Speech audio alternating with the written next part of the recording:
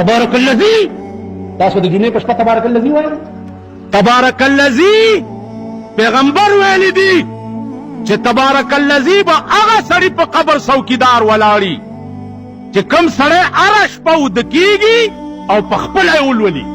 زما په دې خبره پوهېږئ؟ په خپله یې ولولي او بیا وده شي، نو دا سړی چې مړ شي تر قیامته پورې به تبارک الذي د ده په قبر څوکیدار ولاړي چې عذاب راځي نو دی به یې دفع کوي، لاندې به یې نه کړي. په قبر ورته تبارک الذي ووایه که نه ووایي بزرګانو صاحبانو ان تستغفر لهم 70 مره. دا چاته خدای ویلي؟ چاته ویلي؟ جناب رسول الله تا الله فرمایل چې پیغمبره څوک چې په دنیا کې ستا په مخ کې سر نه ګول نش، چا چې په دنیا کې د خدای خدای او ستا پیغمبري ونه منله، په خپل ذات مې دې قسم وي کتاویا کرت ام د دپاره بخنه وغواړې نو پرې به نه دما.